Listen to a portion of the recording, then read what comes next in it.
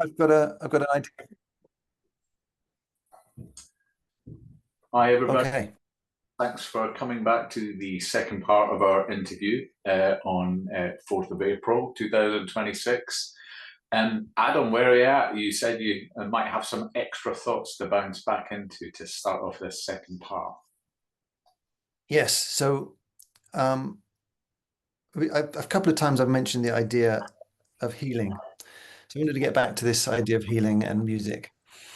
And part of the reason that I don't like the word healing is because of a guy called Alexandre Tanous, who is a French, Canadian, French sound therapist.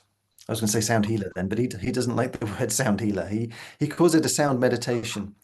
Okay. And the reason being is because healing implies that somebody's doing something to somebody else. I am a sound healer, so I'm doing the healing to you. So he makes this clear distinction that it's not a healing, it's a meditation. And that's something to do with relationship.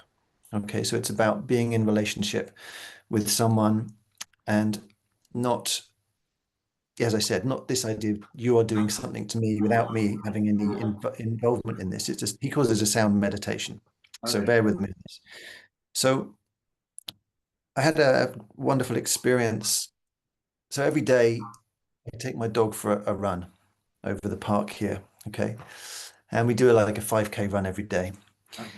And recently, or a while ago, I started getting a pain in my knee while I was running.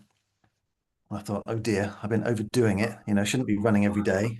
Okay. Um, Trying to keep up with the dog who's going really fast. So I started getting this pain in my knee. I thought, oh dear. And then one day, so I should say when I go for a run, I always put some headphones in and I'll listen to something. Okay. This one day I went for a run and in my headphones I had Alexandra Tanous doing a podcast about sound healing. So I was listening to him talking about sound healing. And I really respect his ideas. He comes across as being the real McCoy. He's not espousing anything which is too woo-woo, should I say? As in, it's based on I think I mentioned before that there's this idea out there that 528 hertz is the frequency of God. Okay. And that's not based on anything, but somebody said it once, and so it's become a thing. If you give someone 528 hertz, that's the frequency of God. I'm like, is it? Where does that come from? Yeah. So Mhm. he's not into that kind of stuff. He's into he's trying to understand it or to make it more what's the word? Real? Is that the right word?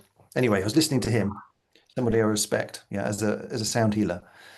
I see did it again. Sound healer, sound meditation. Okay. And as I was running this one day, I was listening to him, my knee gave way completely. Okay. So I pretty much fell to the floor. The knee said, "No, you're not going any further. Had enough." So it went. And I thought, oh damn, I've really done it now. I've messed up my knee. I didn't rest enough. I've knackered my cruciate ligament or whatever it is. Okay. And I started thinking, oh God, how am I going to get home? My dog's pulling on the lead, and I was like, no, literally hobbling, couldn't walk on this knee. And all the while that this was happening, in my headphones, Alexandra had said to the podcaster, said, I'm going to now do a demonstration of my sound therapy. He started playing some bells, bing, Yeah. bing, into the Yeah. headphones, like the sound therapy bells. Yeah. Yeah. And this was going on in my head whilst I was in pain on the floor. I wasn't really paying attention to it. I was like, oh God, because I was just thinking about my knee. Mm-hmm. Couldn't, I was really, really in pain, couldn't stand, thinking, what am I going to do? And these bells were still going on in my head, bing, Yeah. bing, all the time, just in the background. And within about, must have been, felt like a lifetime, but within about 5 minutes, maybe, the pain disappeared completely, Right. just went. I was like, oh, that's strange. And I started to walk. I thought, oh, it's okay. And then I ran home. So in my mind, I was thinking, oh, did something interesting happen here? Because I was listening Yeah. to the therapeutic bell, gong, and I was so the idea came to me, and I don't know what. And I suppose you've got two options here. You could think, well, that was just coincidence, and maybe it just got better on its own somehow, Right. or something profound happened, connected to this frequency, bells, therapy, going into my head. Bear in mind that, I'm fascinated by sound therapy, so it's something that I hold with great, I love it, a passion. And then there's this guy that I trust Right. who was playing something in my head, but I wasn't thinking about healing. And his therapy was doing his thing, and I think an interpretation of it is it caused some kind of healing crisis in my knee just through that frequency, which made me stop, rest, and then there was a healing. And since then, I've had no pain in my knee. It's gone. Right. So remember, I was running every day, and then there was this pain in my knee. And Hmm. since then, it's gone. It's fine. It's just like, okay, so what happened? Hmm. Was it the therapy? And so we talked a little bit earlier about intention, which is something that I'm fascinated by because I wasn't thinking about healing. I wasn't expecting it or Right. wanting it. It just happened. But his. Was to do something, you Yeah. know. Yeah. The other interesting thing about it was that the podcast wasn't very good quality, Right. and it was like I don't know, she was in New York and he was in somewhere else, so that it kept cutting out, and it wasn't a very good recording. Right. And within these bells that were going on in my head, it kept cutting out. Okay. Huh? And for me, earlier I was mentioning this idea of paralysis through trying to perfect something. Mm-hmm. I've always got to get it right, and what stops me from doing it is it's not perfect. Right. That's what stops me from doing it. Okay. This thing that happened to me was not perfect at all. In fact, it kept breaking up, and it was a bad quality recording. Mm-hmm. So it wasn't even a pure bell in my head. It Yeah. was a bad recording of a bell in my head that kept breaking up. So That's I it. just wonder about that situation, whether it was a healing, whether it was telling me something, whether the imperfection of it was important for me to hear, because it's telling me that it doesn't need to be perfect. And Hmm. so at the end of the day, I've used that as a more of a springboard to explore this stuff, and it has stuck with me, obviously, and it's something I think about. And I think that's the important thing. You can choose to ignore things and think, well, that was strange, Yeah. or you can go, well, that was really interesting, and I'm going to see what that means for me and explore it and give it some energy. Mm. So I don't know what you think about that. Yeah, well, I'm happy to share a few things that dropped in for me because thanks for sharing. That was like a fascinating thing. I mean, I think initially when you mentioned it and you were talking about your process of, I mean, I frequently will go out cycling, and sometimes in the past I used to listen to music because it gave me a bit of a pump or an energy, Yeah. and I've really gravitated away from doing that now, and I'm listening and being in that kind of moment. And so when you mentioned that you were listening to him, I'm going to make a note of him and look him up and see whether he's somebody who resonates with me equally. But I have wondered whether initially there is always a possibility. I kind of look at things quite open, and maybe there was something about him that could have vibrationally triggered what happened with your knee initially. Yep. And then also, it's very interesting when you're talking about those bells. We've got bells like those in our houses. If you think about those intentionally wise, the artistry to make those things and for them to be created is quite something on a human level. And I think there is something quite mystical and magical about some of those kind of bells and what the Mhm. impact that they can have. So, um, but it's also fascinates me to what you're sharing about your own internal makeup of the analysis and the mental goings on versus the more mystical vibrational things. I can certainly understand the offering and proposition that with his intention of there being healing, that vibrationally that can be taken and heard by somebody else. It doesn't need to be perfect, but Mhm. vibrationally using the principles of resonance, you will match his intention because Mhm. of. And I think that's really interesting because I think like I said, I went to a concert recently. There was three acts, uh, and the hype and the press release was using all these clever words, but to me, the music was just like really jarring, and I kind of came away going. And so I think vibrationally, it's quite good to think about intention of music and what you're giving or creating in other people. but also, yeah. So I can totally understand, even though it was a slightly degraded kind of download version, that Yep. the intention was imbued in the sound and sonically. I mean, I like to think we all are interconnected with each other. I've had a number of life experiences that lead me to believe that that's kind of true. So I think vibrationally, I could understand why that recording had that impact for you. Mhm. Um, Yeah. and yeah, I think it's a very interesting one, isn't it? Look, balancing this intellectualism of things. I'm very interested in, say, sacred number. And Nikola Tesla had his theory of, I think sometimes it's called vortex maths, where if the power of words and how things add up, and that nine's a divine number. I don't know if you're familiar with that conceptually. And I've got a little music project that I'm going to create something just purely out of sine waves that all add up to the number nine. Uh, Okay. The uh, frequency of them. yeah, so yeah, I mean, you gave 432 as an example, but Mhm.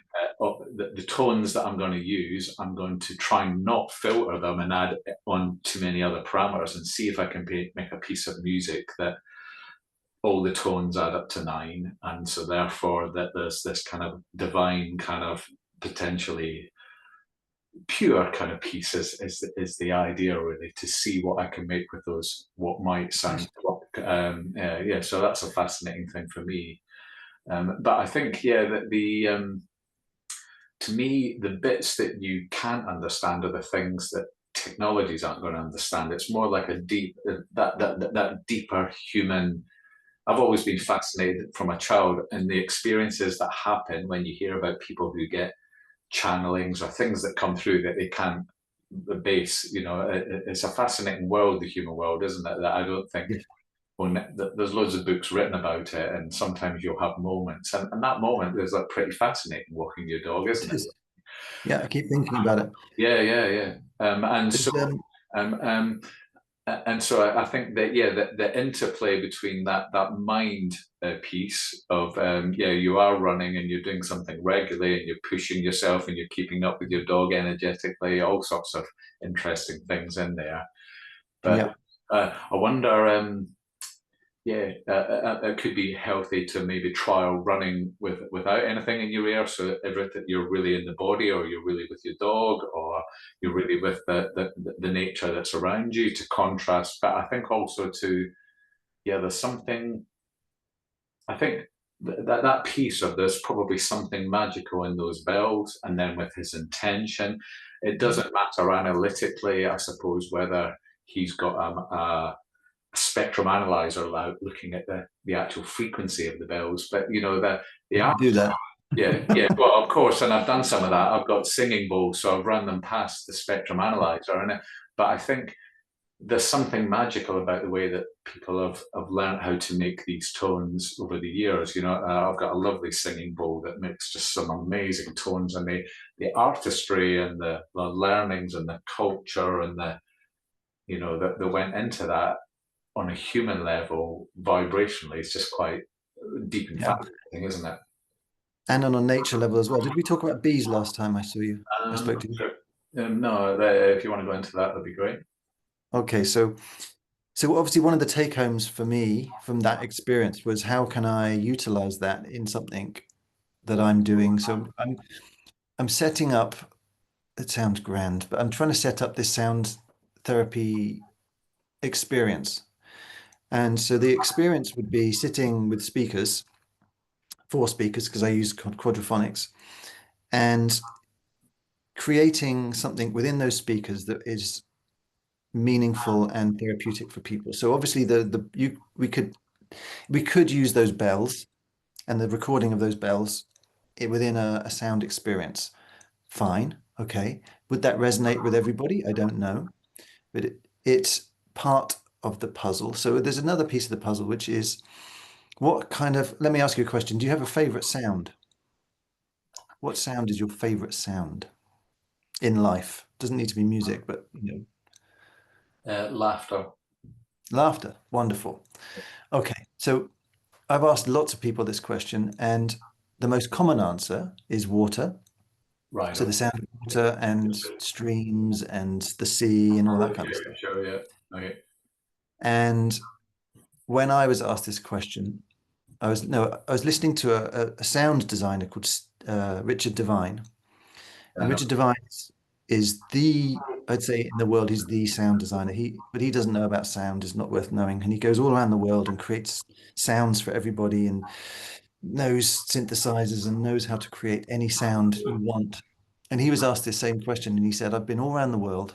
I've done millions of things. I've seen music in on rivers Ganges in India, and I've seen you name it, he's done it. And he said the one thing that kills me every time is the sound of my children's laughter. Okay. Yeah. Yeah. And I really resonated with that. I thought, okay, the sound of my daughter laughing, great. Probably the most amazing sound that I can think of. Yeah. Amazing.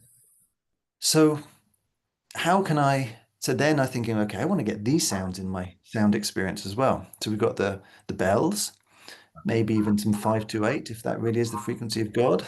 Okay. And Yeah. then some sound of children laughing, and some water and some streams. And it took me to the bee thing. So bees, the humming of bees. So if you listen to a hive humming, I read somewhere that hives always hum at the note C in the musical scale C. And I thought, is that true? Is that another one of these internet things? So I got a load of bee recordings on YouTube that I could find that were high quality. And I put them all through a spectrum analyzer. And yes, they all do resonate at about 260 hertz, which is C on the scale. It's like, that's interesting. Right. And then there have been some research studies that they've done where they use the sound of bees to heal PTSD, so post-traumatic stress disorder.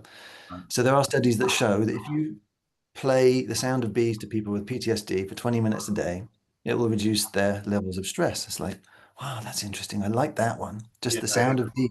Yeah. That's So lovely. of course, Mm. now in my sound experience, we've got the sound of bees as well. So Okay. Yeah. Yeah. Yeah. this is where I'm going with all of this. It's like, okay, we've got laughter, we've got children laughing, and we've got bees. And in a way, that kind of stuff excites me more than the specific frequencies. Even the Yeah. bell thing it's a complex sound. It's not a single frequency, it's a complex sound. Okay. So yeah, that's where I'm taking it. Bees, laughter, water, Mm-hmm. and maybe some specific frequencies if I can get my head around that. So yeah, I thought that was a nice way to take it. Yeah, it's an interesting element, and I think it's kind of getting more into there's something deeply magical in this world about some of those elements. You know, how fascinating to actually analyze what bees are doing, and then to know that that's what's happening. And I think, yeah, there's some amazing aspects to sound in nature, and yeah, it's interesting that uh, Richard Devine said that about. I've got a video online of my son when he's a tiny little baby just laughing hysterically, Mm, and yeah, it's just. And I think, yeah, laughter is an important human element. You know, comedy 100%. Yeah. to lift the spirits, and there's something magical that you can never quite put your finger on that creates the laugh. And sometimes, if you go back to try and recreate what was there before, it might not Mhm. quite be the same thing. So I think Exactly. there's a fantastic human interaction that goes on, like you observe can be intergenerational as well. You know, an older adult and a young child. You know, if there's a so I think it's an interesting thing, which I think I think there's a lot in this intention piece, and you know, again, and it's interesting when you're talking about sort of planning this experience. I've been to sound baths where sometimes the sonics are incredible and it can feel quite sort of Yep. cleansing and uplifting, and also quite jarring. Some gongs can really kind of, It's um, not for everybody. yeah, yeah. But I think there's something that's mystical about those things. Sometimes it's about the setting, the intentional Yep. setting, uh, Yep. and the receptivity of the person as to, Definitely. That's again, in there, definitely. yeah, and you might not know what other healing the other person needs. Mhm. A vibe. Exactly. So I The think, healer thing. yeah. So I think where I'm coming from, and I'm going to try and interestingly segue this back. So I think earlier you were talking about energetically used a phrase that stuck into my mind in the first interview a couple of times: better the devil you know. Okay, so about AI technology. Now, I think coming from a perspective of being aligned with divine source, you don't need to get into bed with the devil when you need to have a standpoint. That's kind of my energetic thing, and I think that you know, there's negative forces out there that like to use language to make out that things are positive, where actually their deeper intention isn't the same. And I think when we're thinking of you know, just you can go into a room and somebody's got a presence of intention, can't you? And that can change the energy of the room, or it can change a conversation. And I think there's an awful lot that we can do as individuals, just vibrationally, by talking in a particular way, by a particular tone, by a particular warmth and perspective, that we can also, that means a lot when people need additional help or they're looking for kind of support. So I think just the sound and the tone of our voice, you know, is a fantastic vibrational, I think has that kind of also potential healing or self-healing sort of dimensions.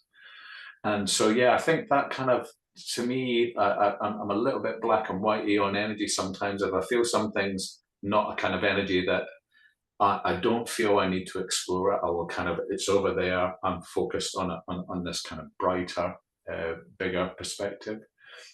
Because I fear love always defeats fear, you know, energetically is my perspective. And I think for me, I'm always trying to tune into, you know, where are things coming from, and how does one continue to do positive things in the world? Yeah, and it sounds fantastic, everything that you're exploring, exciting kind of stuff with your knowledge. I'd love to hear more about that as it unfolds. I wish you all the best with that. So it sounds like you're really kind of yeah, doing some really interesting things at the moment. I think and I'd love to read more about the gentleman you were speaking about. Have you heard about Alberto Tomatis? Did we talk about him before? No.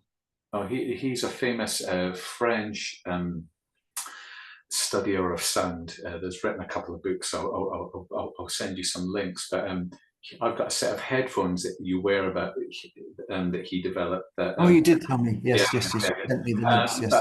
but yeah, his theory was that bass frequencies would de-energize you, and higher frequencies, like, you know, listening to Gregorian chants, they would energize you. Sort of electromagnetically, that kind of thing. But I've always loved bass frequencies as well. Yeah, yeah. We did talk about this last time, because I have another part of my room is I have a bass frequency chair, and we were talking about the things that you wear that. That's right. Yeah, And so 40 hertz, which is a bass frequency, has been shown to stimulate the nervous system. Right. So they're using it for in research for neurological disorders like Parkinson's and Alzheimer's. So just giving 40 hertz, and it's had the effect that it has on your the technical term is sonobiology. Okay. Sonobiology is the scientific exploration of how do frequencies affect the cells in the body. Yeah, yeah. That's its technical term, sonobiology.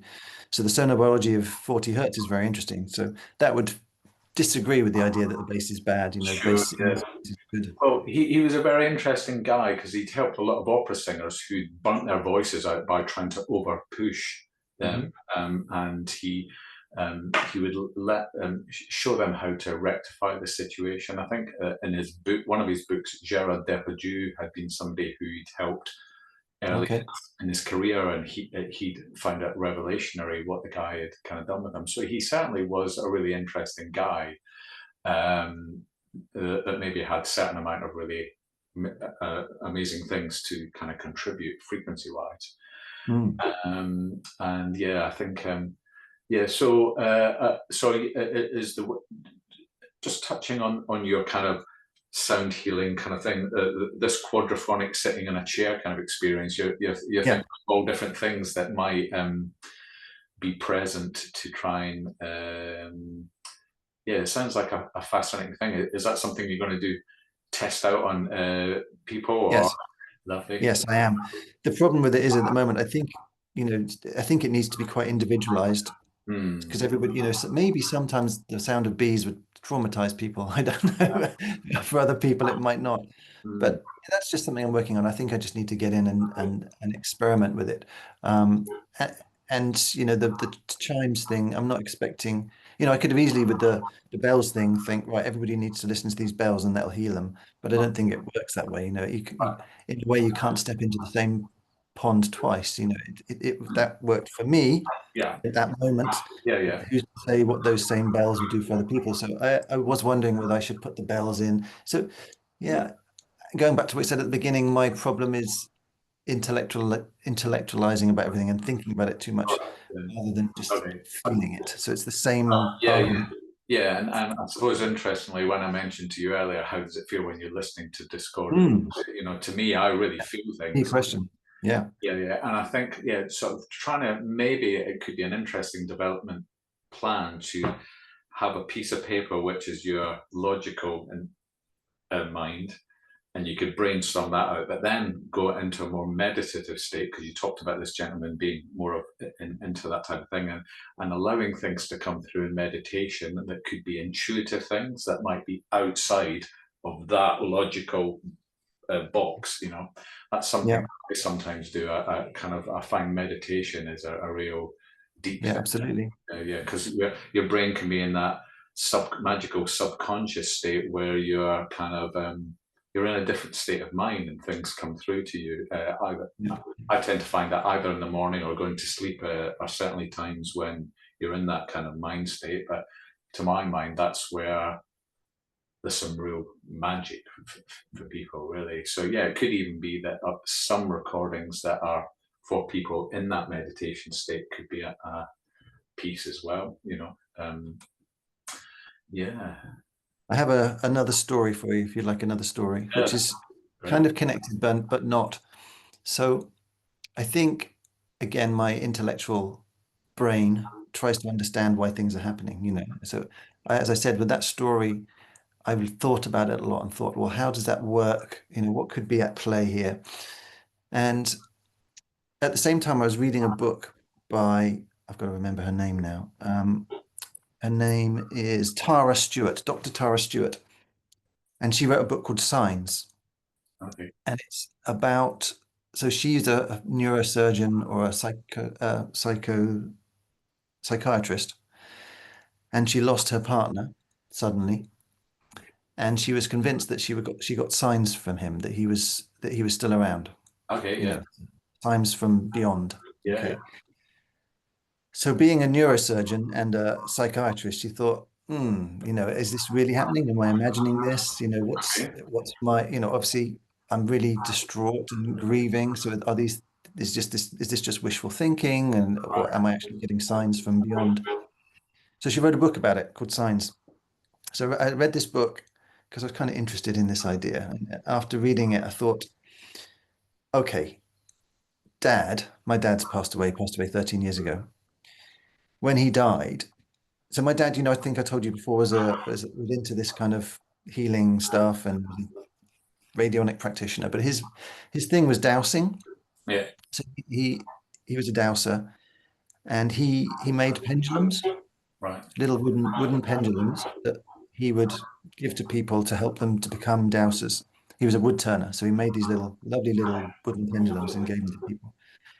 So when he died, I gave all his pendulums to people that wanted them. I gave them all away. right, Think I didn't save one for myself. I was always regretted that. I thought, oops, so I gave them all away. So there's lots of people out there dousing with these pendulums, which is well, great, but I didn't keep one for myself.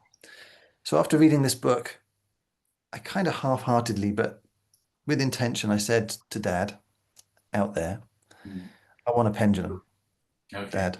If you're out there, and if you can give me a sign, I yeah, want a pendulum.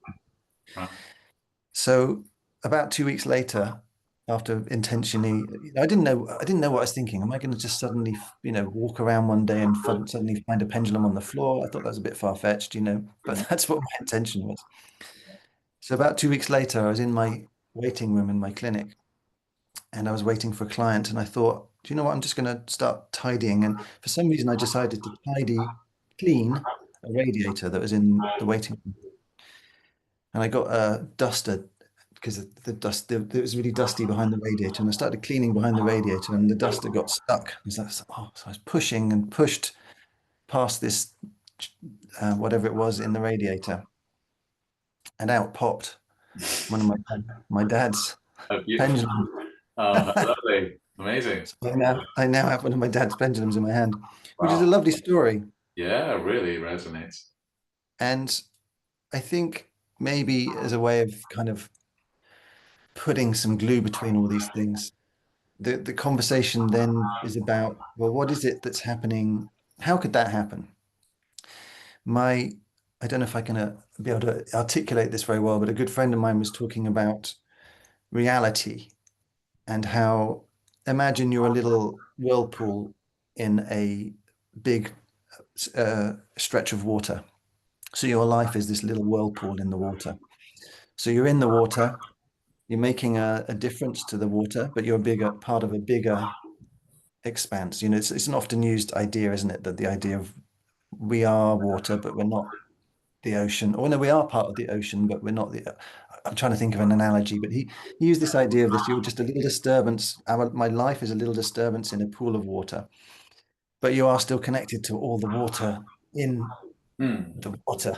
And I was just thinking about connection in time and space, and how time is just an abstract concept. This linear progression of time. So it's me trying to work out, well, what's happening? Can we connect somehow to the rest of the water, even though I'm just this little part of the bigger picture? Can I connect to another piece of the water over there Yeah. and interact with it? And maybe that's my father, or energy, or healing is part of this bigger expanse of water of which I'm a part of. I Mhm. can't necessarily see what's happening over there, or is time just an abstract concept and it's just happening all at once?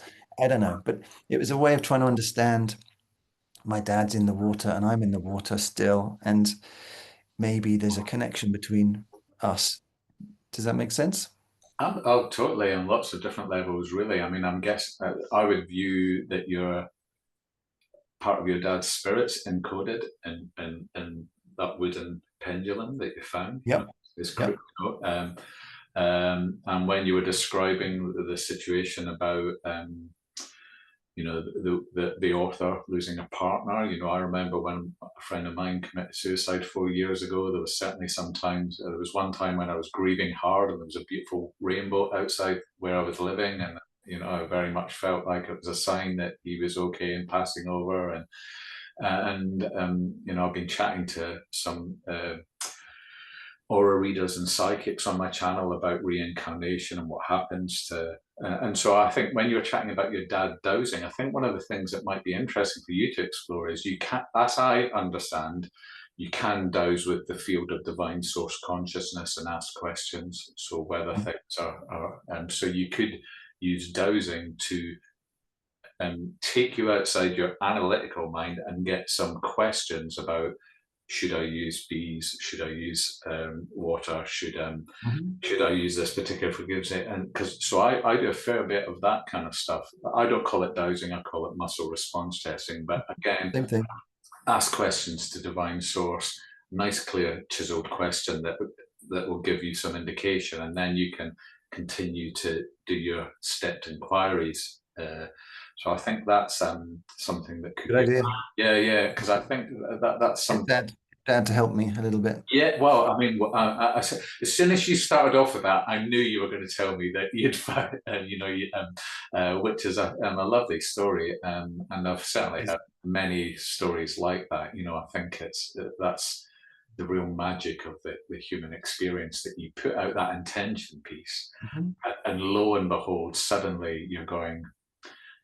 You're finding something which you probably cleaned before.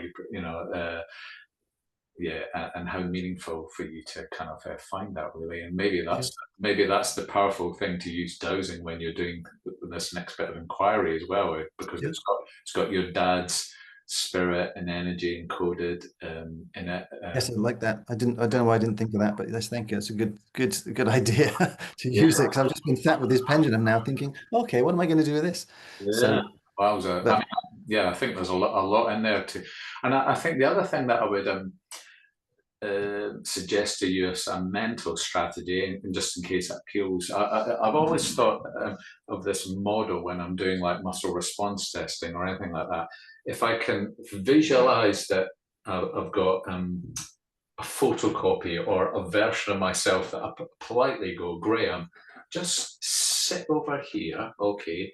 Let me ask these questions without agenda. Let me ask them without having an agenda to the answer, okay? Mhm. Without, so I'm not asking a loaded question, and I'm prepared to hear an uncomfortable answer back, but that it could help you put one side of yourself aside and go, okay, it's great that you think like this, Adam, but what are the bits that you can't see? What are the things outside of the comfort zone, or what are the things that are maybe right in front of your nose that you already know from? Because quite often you might have childhood experiences that you might remember quite magical things, because quite often kids are in that beautiful state between 0 and 7, aren't they, where they're just alive to the world, and so I think maybe that idea of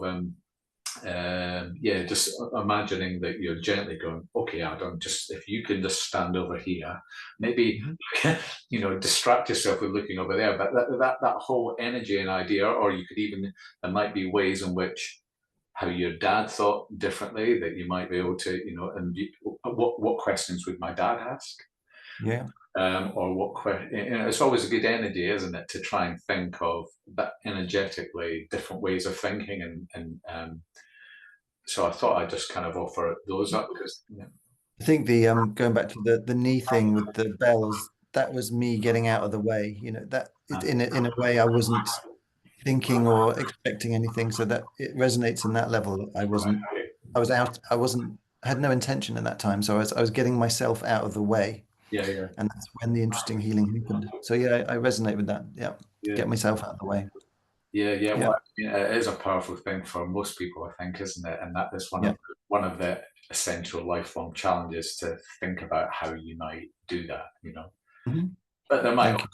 there's also loads of amazing ways in which your intuitive side is a beautiful part of who you are, and so it's just finding the balance, isn't it? Yeah, the yin and yang. Yes, absolutely. Yeah, nice. I'm noticing the clock saying there's about 2 minutes left, so I just I sort of. think that was a good. I think my dad's story is a good one to end on. Oh yeah, what a fantastic story! And I remember you speaking with real warmth about your dad and your relationship with him. So I think there's super interesting times with your wooden dowsing. Yes, thank you. Yeah, Nice. but it was good to talk to you, Graham. Indeed, I really thank you for sharing your time on a Saturday, and My pleasure. yeah, and yeah, look forward to keeping in touch and finding out more. I'll probably, if you could send me some links about the things we've been talking about, I'll put them in the we can put some, try and put some informative links in the video so that people. Yeah, that's a good idea. Yeah, Yeah, there's lots of names and things to put on. Yeah, yeah, fantastic. lovely. Okay, well, have a great weekend with your family. And you. Yeah. Speak to you soon. All right, Thanks, thanks, Gary. Adam. Thanks Thank again. you. Bye.